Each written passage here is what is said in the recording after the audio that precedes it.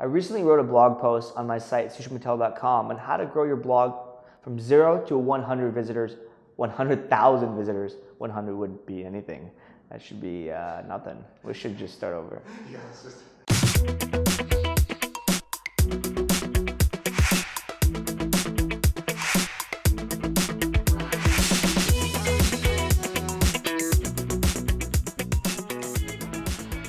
Hey, what's up everybody? Today I'm going to share with you how to get your first 10,000 visitors to your blog. I wrote a blog post on sujanpatel.com on how to grow your blog from 0 to 100,000 visitors a month, and I broke down the different tactics you can use, but today I want to just zoom in on how to get your very first 10,000 visitors, because I find this to be the most difficult, and also it applies to the most people. I always get asked via email, and when I talk at conferences, like, how do you get started? How do you get your first 3,000, 5,000? Like, what do you do? So I'm gonna walk you through the 9 tips I use. First and foremost, to get started, choose a specific niche and be very narrow on exactly what you want to talk about. The reason being is that lots of blogs cover broad topics, but there's a lot of different gaps in between topics and that you can actually win at. So you can win at very specific, think about it, long tail keywords and long tail very specific topics. Number 2 is to choose the right topics for your actual blog post. Again, make sure it's not been covered. What you're trying to do is be very specific and choose things that have not been covered to death. If it's been covered multiple times, it's generally not going to help you grow, especially if you're starting from scratch. Why would somebody trust you? How are they going to find you? How are they going to get out there if it's already been done? So if it's covered more than twice, you definitely can't do it. And what you want to look for when you do your research is things that not have been covered at all, those gaps in between knowledge. Number 3 is it's all about the quality of your blog. You should be aiming for the highest possible quality. Again, this is what's going to help you stand out versus anybody else.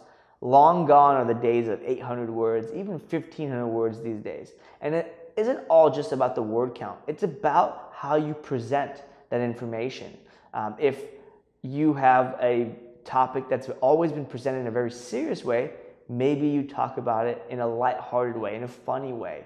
Maybe you use a different format, like a video, if infographics, or maybe you take the best or most successful infographics in your niche and you turn them into blog posts or more actionable steps, or again, look and play around with the formats, but they can really help you. And it has to be very high quality. Again, it will take a lot longer to do, but that's the only way you can actually make things work these days.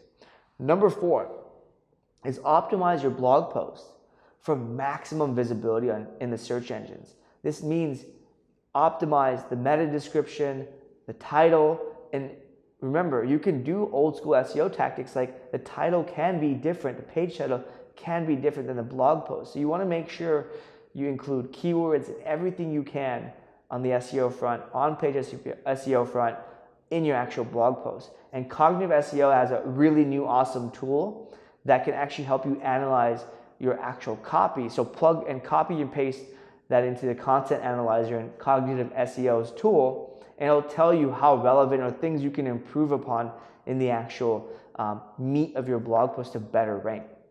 Number 5, promotion. I've said this hundreds and hundreds of times before, and I'm frankly getting really tired of saying it, but you really need to spend time promoting your article. If you don't know how you're going to promote it from the beginning, you shouldn't even write it at all. On the video notes below, we have a promotion checklist that we developed with HubSpot that will literally tell you 15 different things you can do, actually 19 different things you can do to promote it, your blog post. And if it doesn't apply to your idea, start over. Just don't write the blog post. Nobody needs another blog post that never gets seen.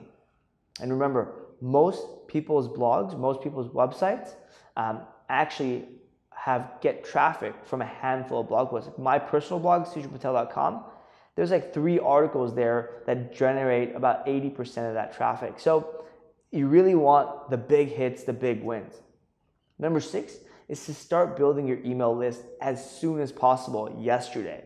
I use Welcome Mat, I use List Builder from Sumo as ways to actually ask people to opt in. So it has the highest success rate because I'm pretty much asking them to opt in immediately when they visit the website.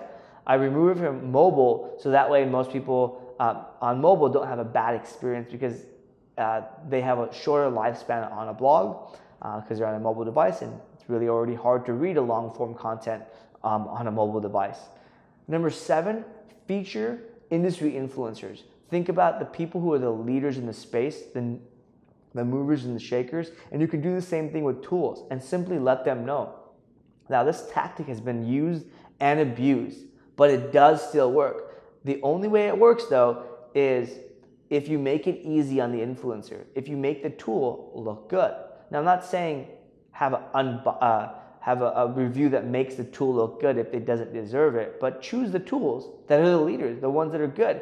Now, another pro tip is that if you actually choose tools that are not very frequently mentioned, like I did with Cognitive SEO's content analysis tool, it's super new. By the time this video comes out, it'll actually be released. In fact, I'm beta testing it now. So it's very unlikely that people will recommend that by the time this video comes out. So that will give you a unique hook. Now again, influencers get pinged all the time. They're gonna likely ignore your email. So figure out a way to get to them, something to say that's different than what's out there. Those templates that you can find for influencer outreach, they're probably already played out. So you gotta come up with a new hook. Just know that. Don't have the answer for you, but if you just kind of think about it through that light, you will probably find the answer yourself. Number 8, it's all about building those relationships with influencers. Like I said, figure out how you can penetrate, but building those relationships with the movers and shakers, the people who are actually out there, that are thought leaders, long term is going to help your blog get traffic. In fact, 1 or 2 shares, getting featured on their email list, or just getting them to actually share it can actually drive you hundreds, if not thousands of visitors. Again, depending on who those influencers are, how big of an audience they have, but don't underestimate that. And that also means don't do canned emails or cookie cutter that relationship. Relationships are the key to actually building your blog to 100,000 visitors, but this is where you start it now. And lastly, optimize your blog posts for readability. Look, at the end of the day, minimize ads, minimize call to actions, minimize email opt-ins. Yes, I know I already said you should ask for emails, but minimize distractions and make your experience very pure and focus on the audience, the viewer, the reader, and then being able to comprehend the information. Choose the right theme, the right design, and you can add ads later. You can add call to actions later. But the first 10,000 visitors, you need to make it count, because these are going to be your loyal fans and audience for the next 1,000 and tens of thousands to come. All right, guys, if you have any questions, as always, leave a comment below. And until next time, take care.